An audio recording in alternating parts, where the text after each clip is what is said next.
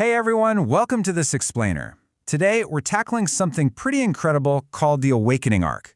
We're actually going to use a deeply foundational ancient philosophy to try and solve a very modern problem. You know, that everyday anxiety, that stress, the suffering we all deal with. Let's just dive right in. Our story starts way back with a man who basically had absolutely everything.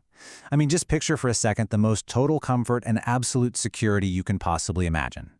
We are talking total, unchecked privilege here. He had a literal palace, a family, wealth totally beyond imagination, and an entire kingdom just waiting for him to rule. It was a life that was perfectly insulated from the messy struggles of the everyday world. But here's the crazy part. One day, he just walked away from the whole shebang. Now, he didn't leave because he was ungrateful or just, restless. He walked away because his perfect little bubble completely burst. He ventured outside those palace walls and saw something he simply could not unsee. He saw real suffering. Suddenly, the stark, shocking truths of human frailty just shattered his sheltered world. He saw an old man who was barely able to walk, a sick man just lying in the road, and finally, a dead body being carried away. Suddenly, he's face to face with the unavoidable, harsh realities of the human condition.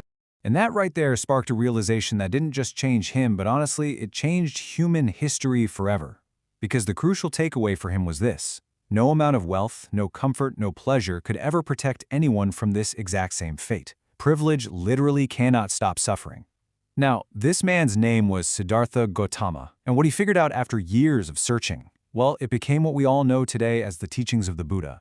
So the Buddha didn't really bother with easy questions. He went straight for the absolute hardest question a person can possibly ask. Why do we suffer? And to be clear, he wasn't just talking about a stubbed toe or physical pain. He was talking about that deep internal suffering. Think about it for a second. We're talking about that deep loneliness, the anxiety that keeps you up at night, that nagging voice in your head telling you something is always missing, the fear of losing what we love. It's this constant, endless reaching for more and yet never actually feeling like it's enough. So why does that happen to us? And maybe more importantly, can we make it stop? Well, after years of intense searching, he actually came to a remarkably simple, totally revolutionary answer. We suffer because we cling. We cling to people. We cling to outcomes. We hold on to past versions of ourselves. And we obsess over the way we so desperately want things to be. Which brings us to this absolutely core concept called anicca, which basically translates to impermanence. You see, life never, ever stops changing, and it just keeps pulling the things we're desperately clinging to right out of our hands. Everything changes, everything passes, absolutely nothing stays the same. Not the amazing moments, not the really painful ones, not the people we love, and honestly, not even the person you are right now. Because life is always moving, right? So the more tightly we grip onto things, the more we suffer when they inevitably shift.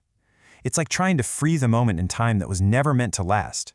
When we do that, we practically guarantee our own misery, because at the end of the day, change always happens. Now, I know what you might be thinking. The idea that everything just passes away sounds incredibly depressing at first. But here is the absolute genius of it. It's actually liberation.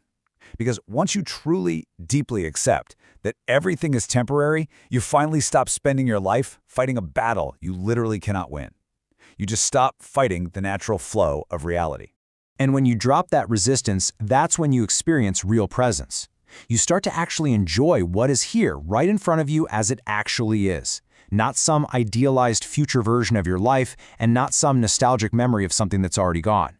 Just this exact moment. For the Buddha, this was the absolute doorway to everything. But this idea of flow doesn't just apply to the world around us. It applies to our own identity too. The real root of our suffering isn't just clinging to outside stuff. It's clinging to a super fixed idea of who we are.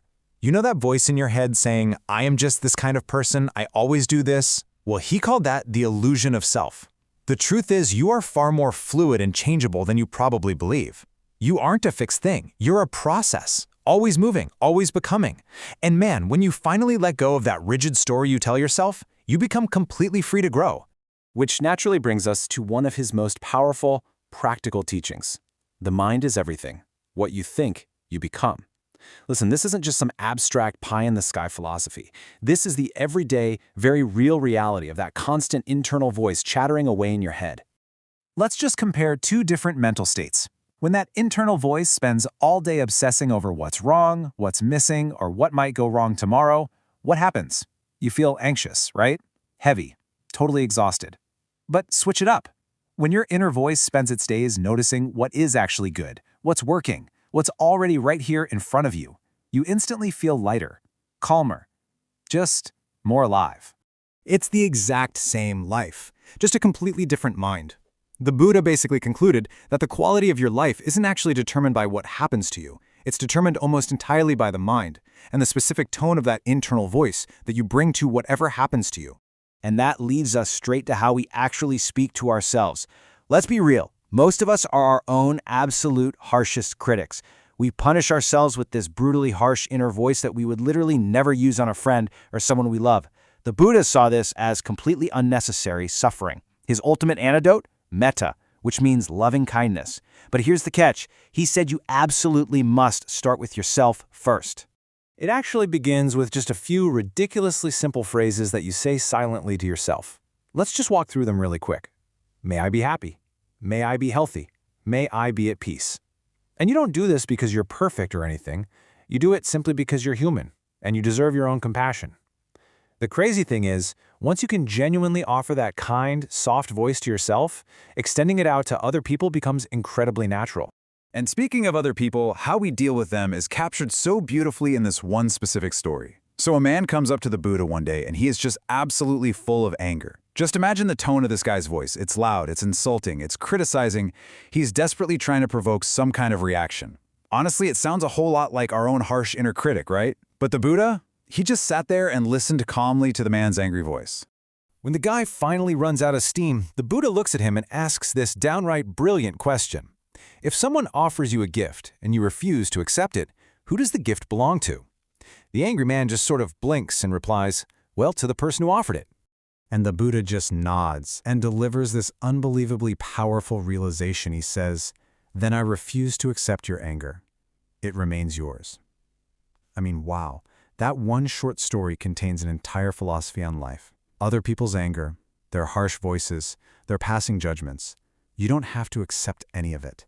You can literally just leave it right where it was offered and walk away feeling so much lighter. Right before he died, the Buddha gathered his students around and offered them his final teaching. He said, all things are impermanent. Work out your salvation with diligence. Notice he didn't say to do it with fear or with that frantic internal anxiety. He meant doing it with real presence, with compassion, and with this quiet, grounded understanding that this moment, exactly as it is completely enough. So as we wrap up this explainer today, I want to leave you with a question to ask yourself. What are you clinging to right now that's causing you pain? Is it an outcome you honestly can't control? Maybe a past moment that's already gone? What would it actually feel like to just stop fighting the natural movement of life, drop that harsh inner voice, and just let it be? The door to that kind of freedom is always open, and it literally begins with this breath right now. Thanks for hanging out with me, and I'll see you in the next one.